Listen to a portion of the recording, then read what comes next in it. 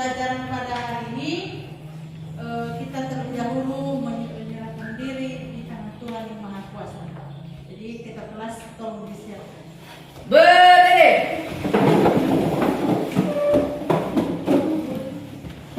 Teman-teman, mari kita berdoa. Doa dimulai. Ya Tuhan Allah Bapa yang bertata dalam kerajaan surga, segala puji syukur dan hormat hanya kepada-Mu kami berikan dan menuntut kami terima kasih atas pertolongan-Mu yang telah menyertai kami ke tempat ini sehingga kami dapat berkumpul dengan bersama-sama. Ya Tuhan, sebentar lagi kami akan memulai proses belajar mengajar kami. Tolong berkatilah kami Tuhan, agar apapun yang diberikan Bapak Ibu kepada kami dapat kami mengerti dan kami pahami.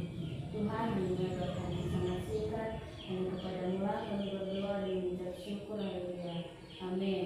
Amin. Seluruhnya, siap, break. Kepada Ibu Gurita, break, break, break, break. Selamat pagi, Bu. Selamat pagi, silakan dulu. Nah, baik. Sebelum kita mulai pembelajaran kita, Ibu mau ngecek kehadiran dulu. Kita kelas semua hadir? Hadir, Bu. Oke, baik. Hari ini tidak ada yang absen dan Ibu senang karena hari ini semua hadir. Dalam arti tidak ada yang sakit, tidak ada yang malas, dan tidak ada yang izin. Ibu harapkan untuk pertemuan berikutnya kalian selalu hadir dan semangat untuk belajar.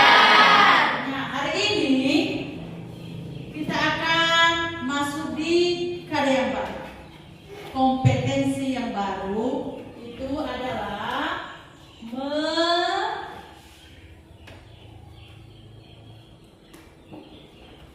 menelaah struktur, unsur dan aspek kebahasaan cerita pendek yang dibaca atau yang didengar.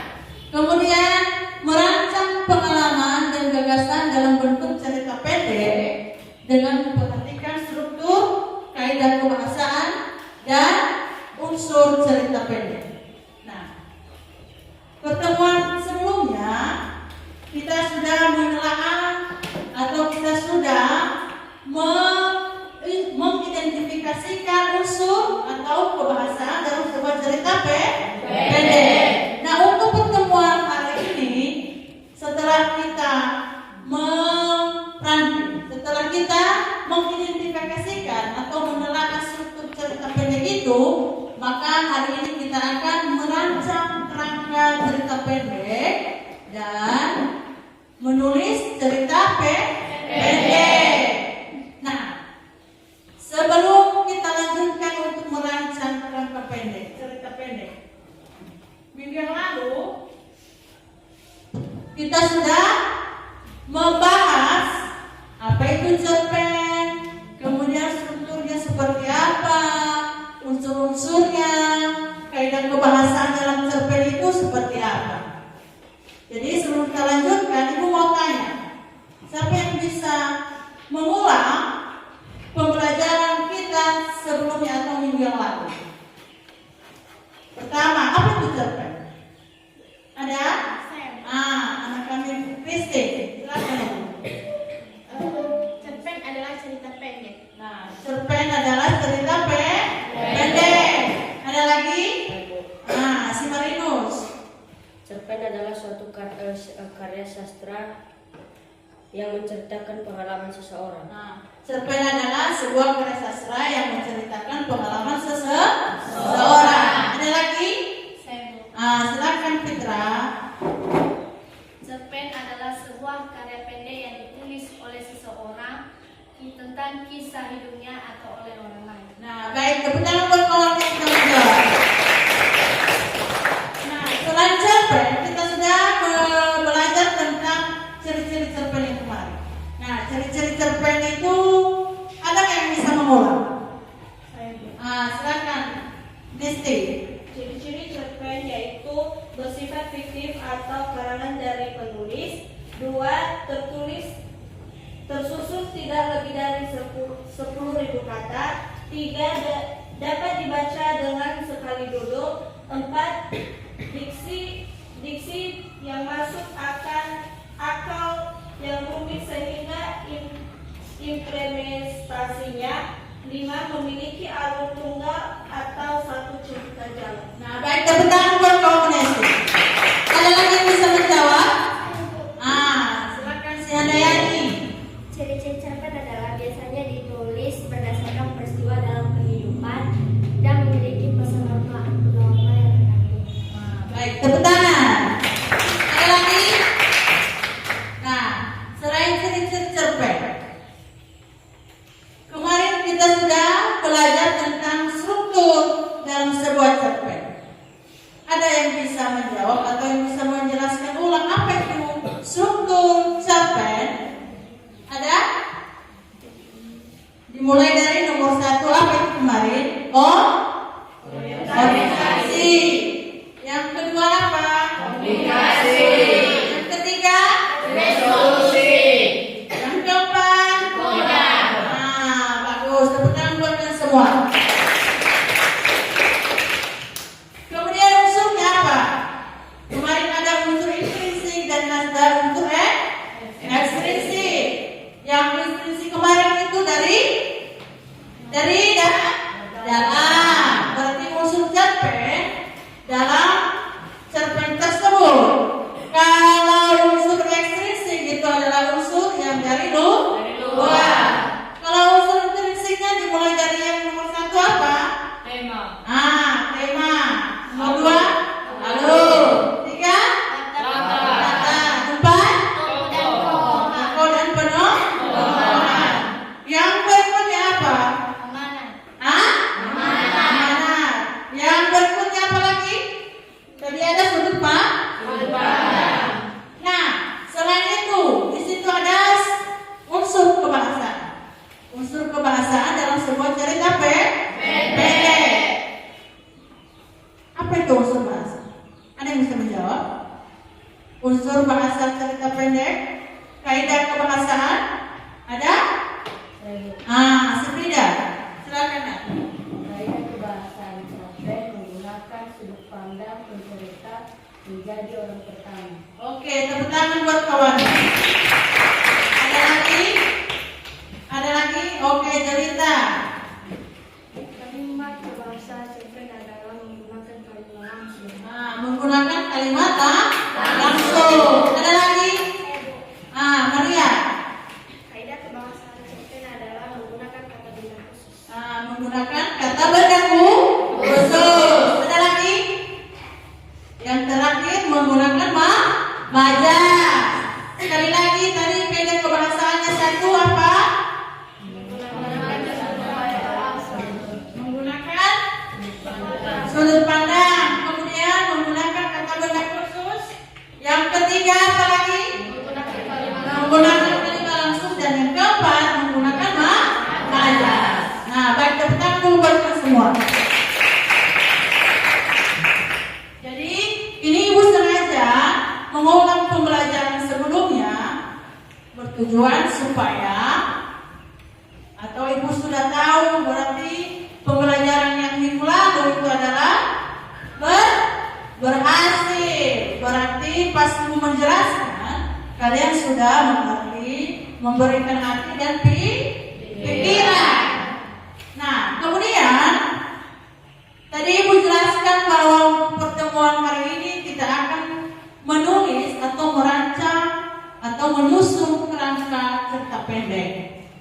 Sebelum kita menulis, ada beberapa hal yang perlu diperhatikan ketika kita menyusun cerita pendek. Susun kerangka cerita pendek.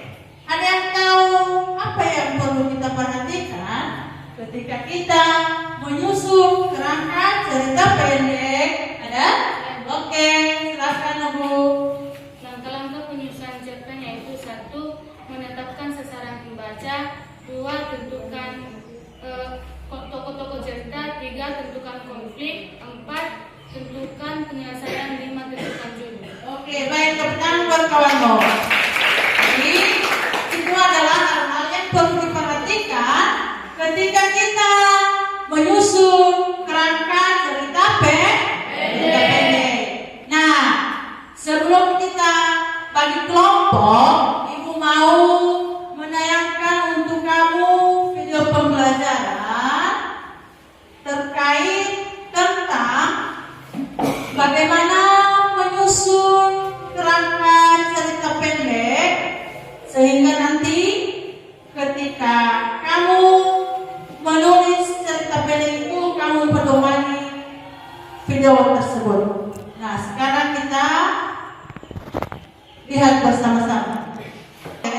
Nah, sekarang kita saksikan bersama-sama video pembelajaran tentang menyusun kerangka cerita pendek.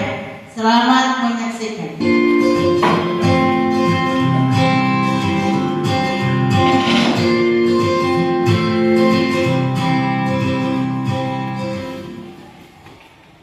Assalamualaikum warahmatullahi wabarakatuh. Salam literasi. Anak-anakku, semoga kalian semua dalam keadaan sehat walafiat sehingga bisa mengikuti pelajaran pada pagi hari ini. Hari ini kita akan melanjutkan pelajaran yang kemarin tentang menulis teks cerpen. Pada pertemuan yang kemarin, kita sudah mengenali ciri-ciri cerpen, struktur cerpen, dan juga bahasa yang digunakan dalam cerita pendek. Hari ini kita akan belajar menulis cerita pendek.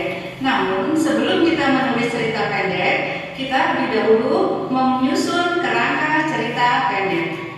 Kenapa kita harus menyusun kerangka terlebih dahulu? Karena untuk memudahkan kita dalam mengembangkan cerita, sehingga kalian dengan mudah akan membuat teks cerita dengan baik. Untuk itu, mari kita simak tayangan berikut ini. Iguana binatang peliharaan keluargaku. Kami memberinya nama si Otong. Kami merawatnya dengan baik. Otong juga ikut di komunitas pecinta iguana. Otong pernah hilang dan diselamatkan oleh tim KMK. Hari, Otong dipinjam oleh teman kakakku. Tiba-tiba, Otong dikabarkan mati. Untuk meyakinkan bahwa Otong mati, kami menggali kubunya. Kami sangat kehilangan Otong. Datanglah iguana yang baru sebagai pengganti Otong. Iguana itu kami beri nama Tara. Bagaimana anak-anak? Tadi barusan teman kalian sudah menceritakan dengan ringkas tentang pengalamannya. Nah, sekarang mari kita telah satu persatu bagaimana kerangka cerita tersebut. Dari cerita teman kalian tadi dapat kita uraikan menjadi beberapa kalimat. Pertama, iguana binatang peliharaan keluargaku. 2, kami memberinya nama si Otong. 3, kami merawatnya dengan baik. 4, Otong juga ikut di komunitas pecinta iguana. 5, Otong pernah hilang dan diselamatkan oleh tim TMK. 6, suatu hari Otong dipinjam oleh teman kakakku. 7, tiba-tiba Otong dikabarkan mati. 8, untuk meyakinkan bahwa Otong mati, kami menggali kuburnya. Kami sangat kehilangan Otong. 9, datanglah iguana yang baru sebagai pengganti Otong. Iguana itu kami beri nama Tara. Apabila kita urutkan, kalimat 1 sampai dengan 9 akan membentuk sebuah kerangka cerita. Nomor 1 dan 2 akan menjadi struktur orientasi. Sedangkan struktur rangkaian peristiwa yaitu kalimat nomor 3, 4, dan 5. Untuk bagian komplikasi adalah nomor 6, 7, dan 8. Sebagai bagian resolusi yaitu nomor 9. Maka di dalam struktur kerangka cerpen jadilah seperti ini. Struktur inilah yang nantinya akan dilanjutkan untuk mengembangkan cerita. Demikian anak-anak cara membuat kerangka cerita. Bagaimana anak-anak kerangka tadi? Kalian pasti sudah memahaminya, bukan? Mudah bukan membuat kerangka cerita? Nah, sekarang kalian coba ingat-ingat pengalaman atau khayalan apa yang akan kalian tuliskan dalam bentuk cerpen. Namun sebelumnya kalian susun dulu kerangkanya seperti contoh di atas. Nah, kalian kerjakan di Google Classroom sehingga Bu Eti bisa mengoreksi pekerjaan kalian. Demikian ya anak-anak pelajaran kita hari ini tentang. Nah, baik. Kalian sudah menonton atau sudah dijelaskan di video pembelajaran di YouTube tersebut bagaimana cara menyusun kerangka cerita pendek. Jadi untuk hari ini sesuai dengan yang aku sampaikan tadi, kalau hari ini kita akan menulis cerpen, dalam arti segala pengalaman yang sedang Anda alami kita ungkapkan dalam sebuah cerita pendek. Nah, sekarang Ibu berikan kesempatan untuk membentuk kelompok menjadi 4 kelompok. Persilakan.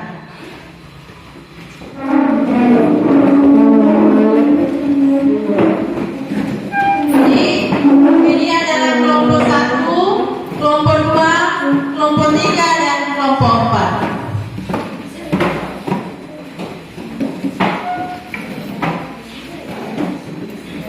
Kelompok 1 kelompok durian, kelompok 2 kelompok mangga,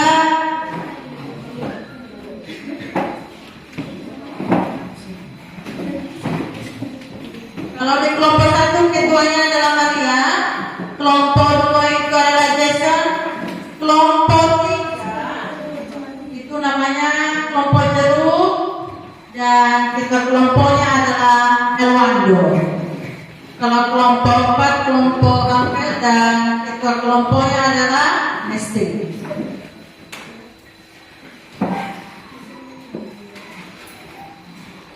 Nah, sekarang tadi kita sudah menentukan ketua kelompoknya dan sekarang dipersilakan atau berumbu kepada kawan-kawanmu nulis sebuah cerita pendek.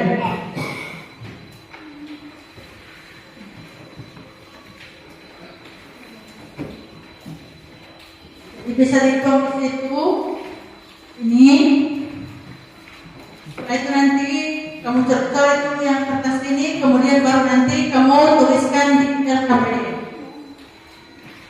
Nah, sekarang kita kelompok dulu mengarahkan kawan-kawannya untuk menentukan tema apa yang mau disampaikan atau tema apa yang mau ditulis tentang cerpen tersebut.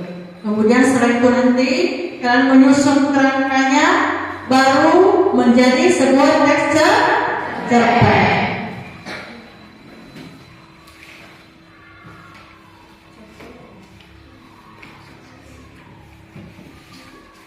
Jadi tentu nanti di sini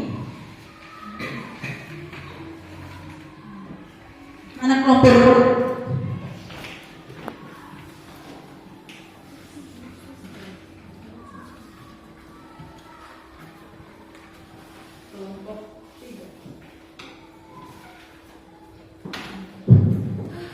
Kelompok 4. Jadi Ibu sudah bagikan ke KPD-mu, tadi juga ada selembaran. Maka kita kelompok mengarahkan kawan-kawannya menentukan tema cerpen tersebut, kemudian baru menyusun kerangka cerita pendek seperti yang ada di pembelajaran tadi. Setelah itu kalian tulis teks cerita pendek tersebut. Nanti setelah itu kita akan presentasikan kamu tentukan orientasinya atau struktur cerita pendek yang telah kalian tulis itu. Kemudian setelah kalian tentukan kaidah kebahasaan. Setelah itu tentukan unsur intrinsiknya. Sekali lagi, yang pertama tentu setelah kalian tulis cerita pendek, kalian tentukan strukturnya, kalian tentukan kaidah bahasanya, maka kalian analisis unsurnya. Kalau di cerita pendek itu menggunakan kata bahasa, menggunakan majas, maka kalian analisis, identifikasikan kaidah bahasa yang digunakan dalam teks cerita tersebut. Sudah? Nah, sekarang berembuk, dan kalau ada pertanyaan nanti Ibu akan ke situ untuk menjelaskan.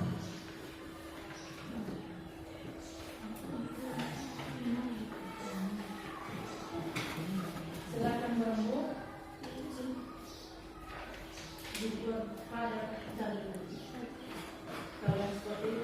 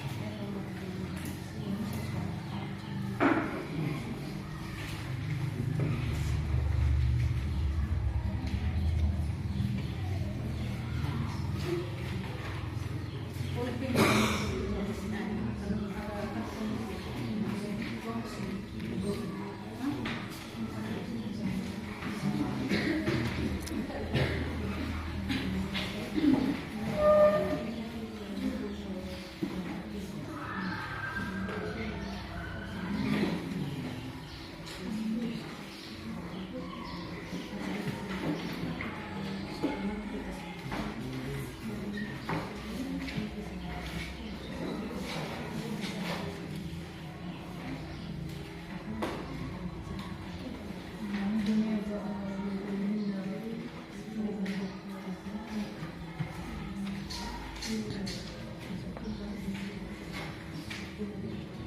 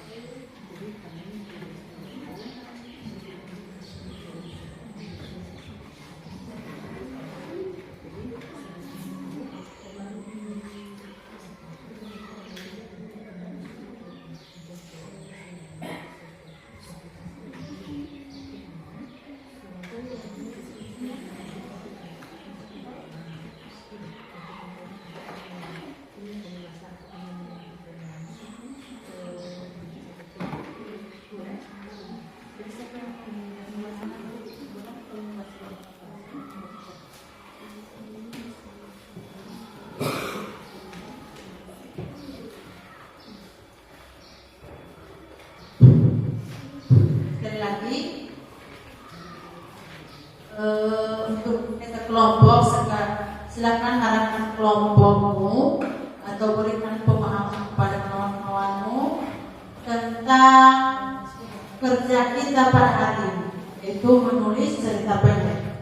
Setelah nanti kalian tulis cerita pendek tersebut, maka kalian tentukan strukturnya, yang kemudian unsurnya, kemudian kaidah bahasa. Setelah itu nanti dipresentasikan di depan, maka yang lainnya bisa mengomentari kalau ada kesalahan. Dan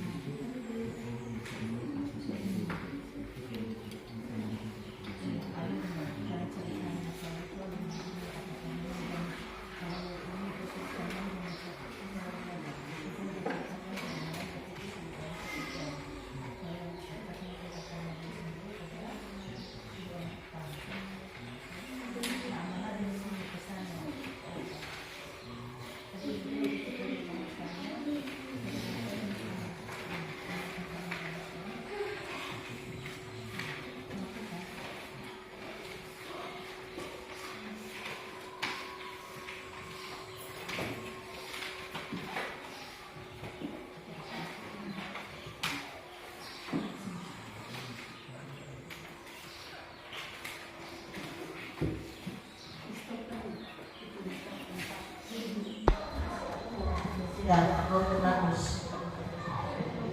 Kelompok 2, bagaimana kabarnya? Kelompok 2. Baik. Kelompok 1, gimana ketua? Sehat anggotanya? Baik, Bu. Kalau yang ngantuk, diusahakan jangan ngantuk, ya.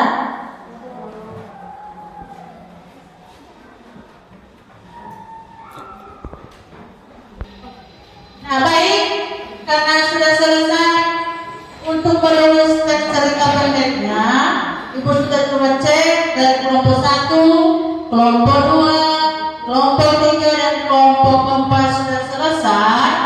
Maka sekarang kita berikan kesempatan untuk menyajikan teks cerpen yang telah ditulis oleh kawan-kawanmu setiap kelompok. Jadi kita mulai dari kelompok 1. Silakan sajikan teks cerpen yang Anda tulis di kelompok. Kemudian nanti kamu beritahukan struktur apa saja, kemudian unsurnya dan kaidah pembahasan di teks cerpen yang telah Anda tulis itu. Untuk kelompok 1 kami persilakan. Yang lain tenang dan menanggapi kalau ada kesalahan. Baiklah teman-teman, kami dari kelompok 1 akan membacakan hasil persiapan. Teman yang baik, Rina dan Dini dikenal sebagai sahabat yang baik yang populer di sekolah. Meskipun berbeda kelas, tetapi mereka selalu menghabiskan waktu istirahat bersama. Tidak ada yang meragukan eratnya persahabatan di antara mereka. Meski berbeda karakter, tetapi tidak menghalangi kedekatan mereka.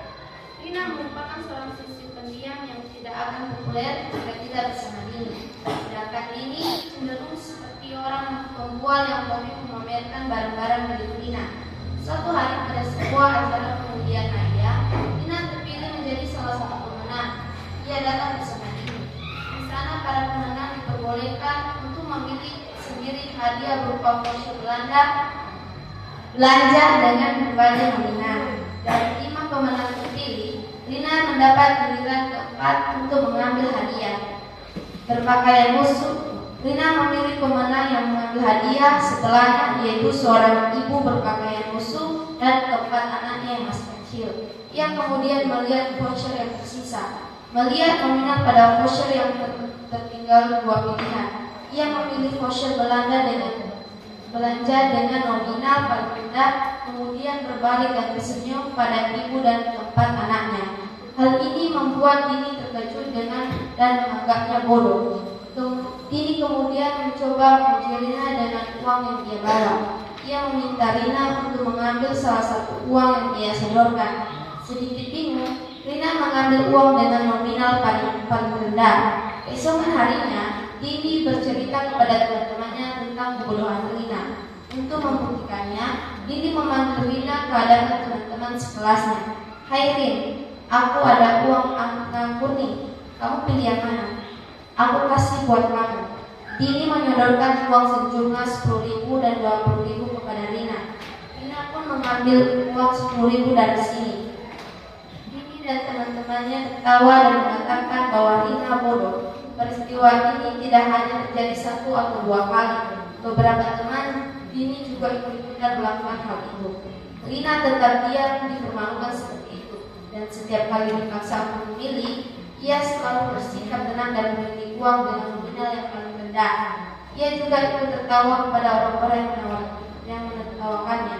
Hingga suatu hari, ketika Dini memamerkan kebodohan Rina pada salah seorang kakak kelas populer bernama Rifki di hadapan teman-teman sekelasnya, Dini kembali menyodorkan uang, kali ini bernominal 50.000 dan 100.000 kepada Rina dan memintanya memilih. Lagi-lagi Rina memilih uang dengan nominal terendah. Semua orang tertawa, menertawakan Rina yang hanya tertunduk, kecuali Rifki. Ia tertegun mengamati siapa sebenarnya yang sedang membodohi siapa. "Lihat Kak, teman baikku yang satu ini unik kan?" kata Dini kembali memulai mempermalukan Rina. "Ya, ia memang unik dan cerdas. Jika saja ia memilih uang yang nominal tertinggi dari awal, maka kalian tidak akan mau bermain dengannya, bukan? Cobalah kalian hitung berapa ratus ribu yang sudah kalian keluarkan cuma-cuma," kata Rifki. Dia minta memilih bersabar untuk mengambil keuntungan lebih. Jadi sebenarnya siapa yang sedang membodohi siapa? Lanjut Rifki pertama.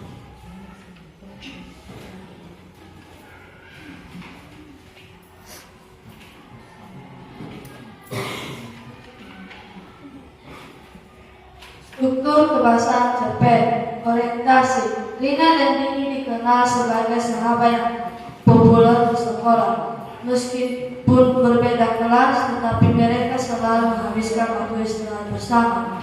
Tidak ada yang meragukan erat persahabatan di antara mereka. Komplikasi. Suatu hari pada sebuah acara pengundian hadiah, Rina terpilih menjadi salah satu pemenang. Ia datang bersama Dini. Di sana, para pemenang diperbolehkan untuk memilih sendiri hadiah berupa voucher belanja dengan berbagai nominal. Resolusi. Keesokan harinya, Dini bercerita kepada teman-temannya tentang kebodohan Rina.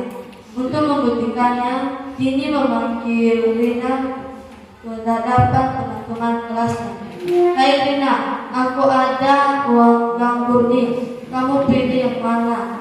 Aku kasih buat kamu. Dini mendonorkan uang sejumlah 10.000 dan 20.000 kepada Rina. Koda, ya dia memang unik dan cerdas. Jika saja yang memilih uang nominal tertinggi dari awal, maka kalian tidak akan mau bermain dengannya, bukan? Cobalah kalian hitung berapa ratus ribu yang sudah kalian keluarkan cuma-cuma Rifki. Dia pintar memilih bersabar untuk mengambil keuntungan lebih. Jadi sebenarnya siapa yang sedang membohongi siapa? Emma teman yang baik. Sudut pandang pencerita yaitu Rina dan Dini. Kalimat langsung, Rini dan Dini dikenal sebagai sahabat baik dan populer di sekolah. Kalimat khusus, meskipun berbeda kelas, tapi mereka selalu menghabiskan waktu mereka.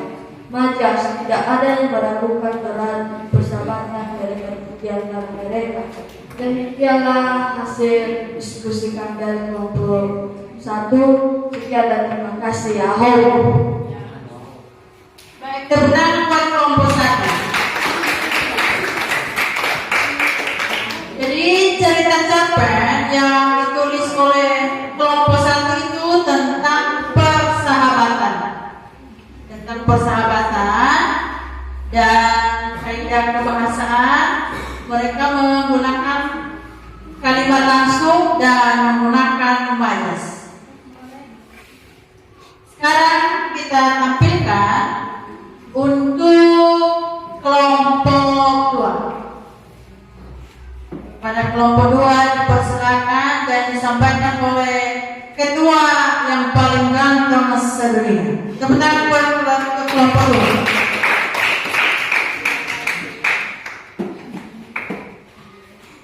Baik, kami dari kelompok 2 akan membacakan hasil diskusi kami.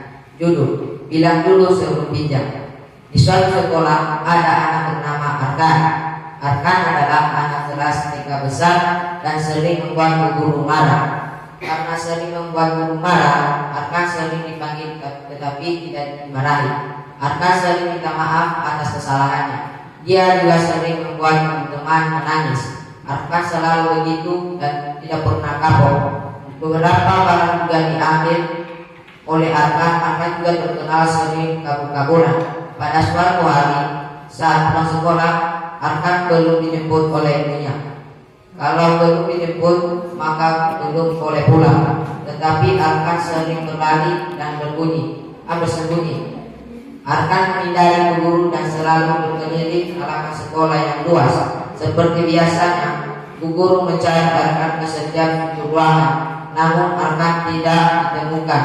Biasanya Arkan bermain di taman. Begitu Bu Guru ke sana, Arkan tidak ada. Sudah beberapa tempat dikunjungi, tetapi tetap tidak ada tanda-tanda keberadaan Arkan. Akhirnya Bu Guru pun kelelahan dan ia istirahat di aula. Suasana segar dari angin yang keluar di kipas membuat Bu Guru tidak menyadari kalau Arkan ada di sana. Bu Guru, Arkan menghambur ke arah Bu Guru dan memeluknya. Iya Bu, soalnya aku masih menungguin jemputan Ibu, jawab Arkan. Iya, lain kali bilang dulu sama Bu Guru yang jadinya Ibu gak nyari kamu. Baik Bu, jawab Arkan. Setelah itu Arkan dan Ibu Guru pun ke ruangan tunggu penjemputan dan akan bermain beberapa game. Arkan sangat suka bermain game terlebih pujule kepada milik Umairah. Temannya yang dibawa laki ini, Umairah juga belum pulang, masih menunggu jemputan. Mas Arkan dijemput, suara guru menggelerak, sontak dan senang hati. Arkan pun langsung menghambur ke arah ibunya dan mereka pun pulang. Tinggal Umairah dan beberapa teman lainnya yang belum dijemput. Mereka masih beberapa mainan. Tak beberapa lama kemudian mendengar suara guru, "Mbak, Umairah dijemput." Umairah yang terbiasa rapi pun membereskan mainannya. Namun ada satu yang mengganjal.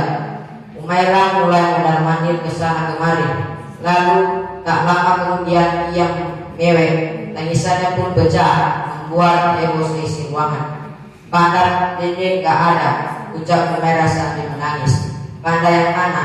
tanya Bu Guru. Tetapi Umairah semakin menangis dan makin kencang tangisannya, semakin membuat orang bingung apa yang dimaksud pandang miliknya.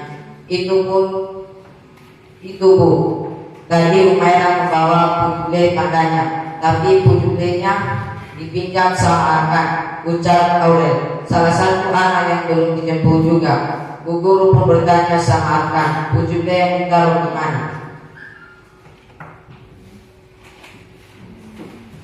Menelan struktur cerpen. 1. Orientasi. Di suatu sekolah ada anak bernama Arkan. Arkan adalah anak kelas TK besar dan sering membuat guru marah. Arkan juga sering membuat kesalahan dan Arkan juga sering meminta maaf, tetapi Arkan tidak pernah kapok. 2. Rangkaian peristiwa. Arkan juga mengambil beberapa barang dan Arkan juga terkenal sering kabur-kaburan. Dan Arkan sering membuat guru kelelahan untuk mencarinya. 3. Komplikasi. Arkan telah meminjam puzzle Humaira tetapi tidak tahu di mana, karena Arkan telah membawanya pulang. Akhirnya Bu Guru menghubungi ibunya Arkan, dan ibunya Arkan bertanya kepada Arkan, dan Arkan berkata, "Maaf, puzzle-nya kebawa sama Arkan." Dan Arkan pun membawa puzzle untuk dikembalikan kepada Humaira. Dan Humaira pun berhenti menangis. Bu Guru meminta Arkan untuk meminta maaf, tetapi Arkan tidak mau, yang membuat Humaira menangis.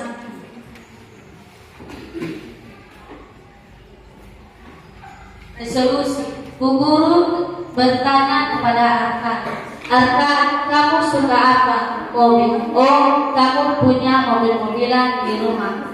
"Punya." "Nah, sekarang ibu mau pinjam mobil kamu dan membawa pulang." Arkan tidak setuju.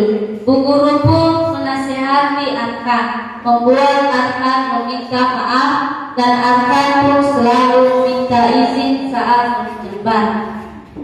Koda. Namun karena sudah minta maaf sama Humaira, keesokan harinya Aurel bilang ke teman-teman kalau Arkan sudah menjadi baik, meski beberapa teman masih ada yang takut.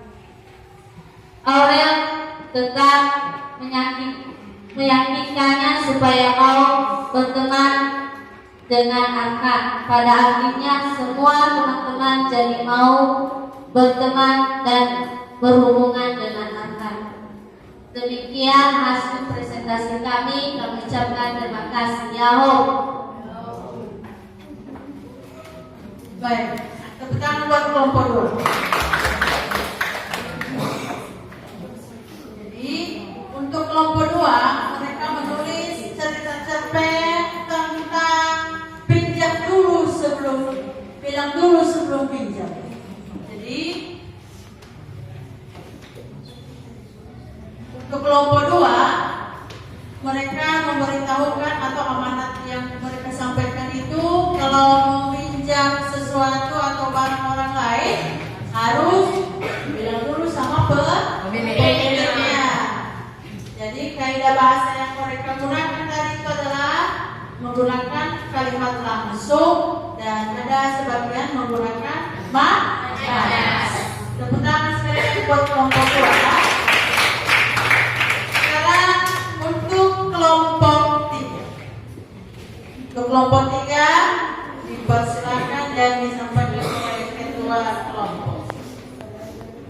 Baik kami dari kelompok 3 akan membacakan hasil diskusi kami. Judul persahabatan sejati. Saat ini aku berada di kelas 3. Setiap hari berjalan bersama dengan ketiga sahabatku, yaitu Aris, Andri, dan Ana. Kita berempat sudah bersahabat sejak kecil. Suatu saat kami menulis surat perjanjian persahabatan di sobekan kertas yang dimasukkan ke dalam sebuah botol. Kemudian botol tersebut dikuburkan di bawah pohon yang nantinya surat tersebut akan kami buka saat kami menerima hasil ujian kelulusan. Hari yang kami berempat tunggu akhirnya tiba. Kami pun menerima hasil ujian dan hasilnya. Kita berempat lulus semua. Kami serentak langsung pergi berlari ke bawah pohon yang pernah kami datangi dan menggali tempat di mana botol yang dahulu dikubur berada. Kemudian kami berempat membuka botol tersebut dan membacakan tulisan yang dulu pernah kami tulis. Kertas tersebut bertulisan, kami berjanji akan selalu bersama untuk selamanya. Keesokan hari, Aris berencana untuk merayakan kelulusan kami berempat. Malamnya kami berempat pergi bersama ke suatu tempat, dan disitulah saat-saat yang tidak bisa aku lupakan. Karena Aris berencana untuk menyatakan perasaannya kepadaku. Akhirnya aku dan Aris berpacaran. Begitu juga dengan Andri. Dia pun berpacaran dengan Ana. Malam itu sungguh malam istimewa untuk kami berempat. Kami pun bergegas pulang.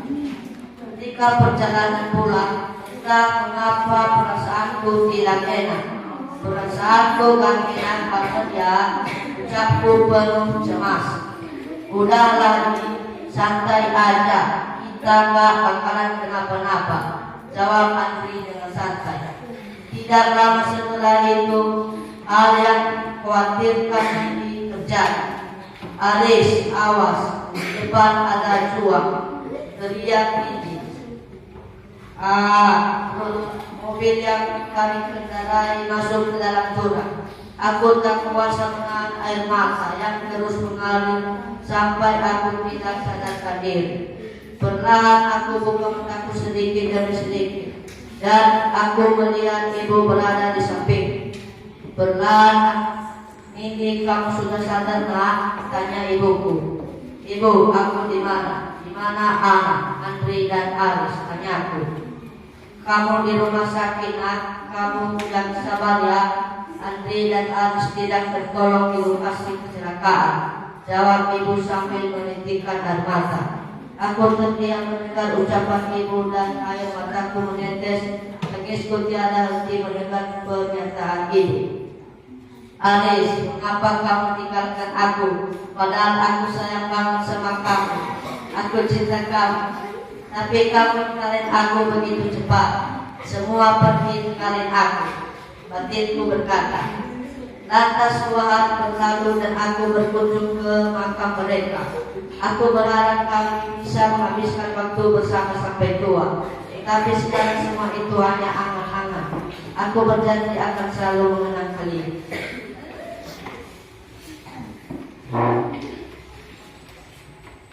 Kelas tutur cerpen orientasi. Saat ini aku berada di kelas 3 SMP. Setiap hari aku jalani bersama dengan ketiga sahabatku, yaitu Aris, Andri, dan Ana.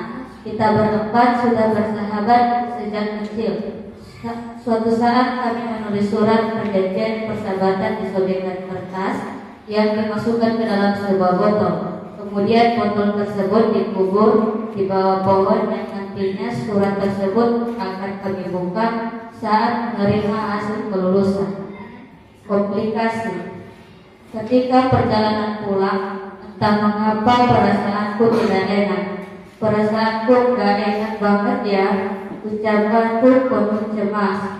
"Udahlah Di, santai aja, kita gak bakalan kenapa-kenapa," jawab Andri dengan santai. Tidak lama setelah itu, hal yang dikhawatirkan ini terjadi. "Aris, awas, di depan ada jurang," teriak Nindi. Ah, Bro, mobil yang kami kendarai masuk dalam jurang. Aku tak kuasa menahan air mata yang terus mengalir sampai aku tidak sadarkan diri. Resolusi. Perlahan aku buka mataku sedikit demi sedikit dan aku melihat ibu berada di sampingku. Mimpi kami sudah sadar, Nak, tanya ibuku. Ibu, aku di mana? Di mana anak Andri dan Aris? Tanyaku. Kamu di rumah sakit, Nak. Kamu yang sabar ya. Andri dan Aris tidak tertolong di lokasi kecelakaan. Jawab ibu sambil menitik air mata. Udah, Aris, apa kamu tinggalkan aku? Padahal aku sayang banget sama kamu, tapi kamu tinggalin aku begitu cepat. Semua pergi ninggalin aku, batinku berkata. Lantas 2 hari berlalu dan aku berkunjung ke makam mereka. Aku berharap kami bisa menghabiskan waktu bersama sampai tua. Tetapi semua itu hanya aku berjanji akan selalu mengenang kalian. Unsur instruksi. Nama tokoh Aris, Andri, anak, Nindi, dan ibu. Tema persahabatan sejati. Waktu pada malam hari dan lantas di perjalanan. Kaidah kebahasaan sudut pandang orang pertama, tidak menggunakan kalimat langsung dan menggunakan majaz atau gaya bahasa. Demikian hasil kerja kelompok kami. Kami ucapkan terima kasih. Baik, tepuk tangan buat kelompok. Sekarang kita lanjutkan untuk kelompok nama kelompoknya kelompok apa? Kelompok Abel.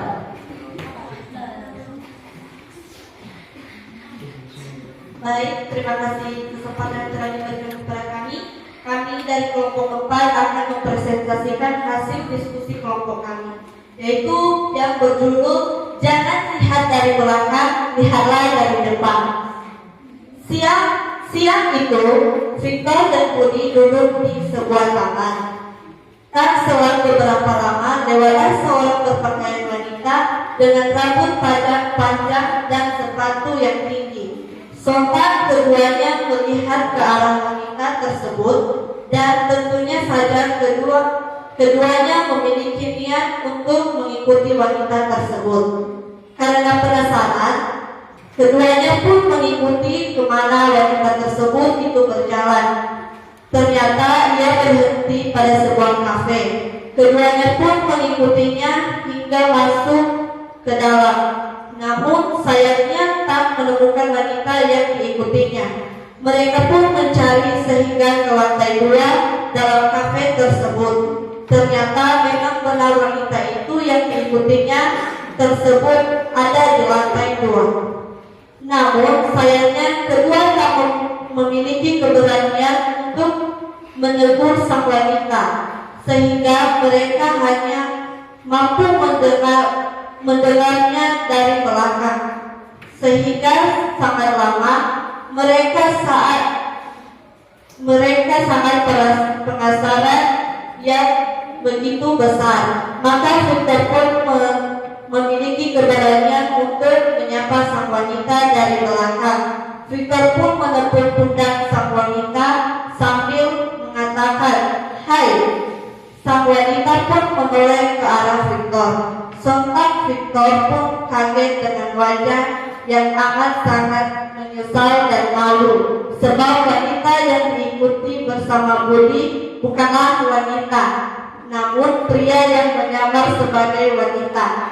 Suatu hari, Ali dan Indra sedang berbincang-bincang di pinggir lapangan saat istirahat sedang berlangsung. Ali dan Indra berada di satu kelas dan yang sama, yaitu kelas 12.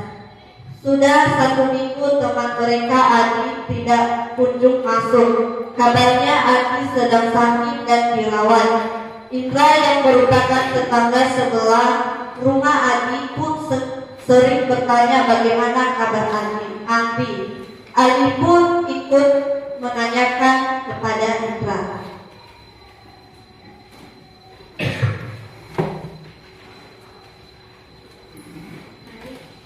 Menelas unsur-unsur satu tema, jangan melihat dari belakang, lihatlah dari depan. Latar waktu dilakukan pada siang hari, latar tempat di taman dan kafe. Sudut pandang Victor, Budi, dan seorang wanita. Strukturnya satu orientasi. Siang itu Victor dan Budi duduk di sebuah taman. Tak selama beberapa lama lewatlah seorang berpakaian wanita dengan rambut panjang dan sepatu tinggi. Rangkaian peristiwa, karena penasaran, kedua pun mengikuti kemana wanita tersebut itu berjalan. Ternyata ia berhenti pada sebuah kafe. Keduanya pun mengikuti hingga masuk ke dalam. Komplikasi. Namun sayangnya kedua tak memiliki keberanian untuk menegur sang wanita, sehingga mereka hanya mampu mendengarkannya dari belakang hingga sangat lama. Karena asa penasaran yang begitu besar, maka Victor pun memiliki keberanian untuk menyapa sang wanita.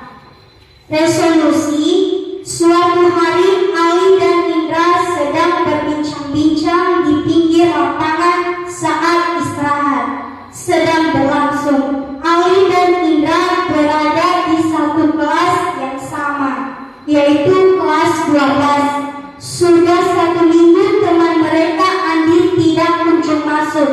Kabarnya Andi sedang sakit dan dirawat. Indra yang merupakan tetangga sebelah rumah Andi pun sering ditanyakan bagaimana kabar Andi.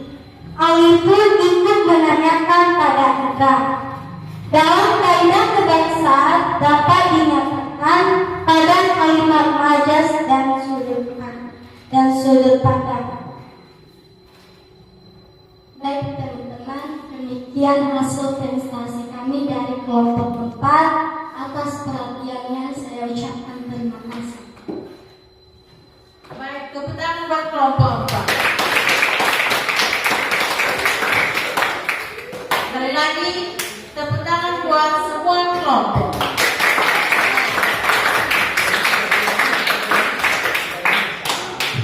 Jadi, hari ini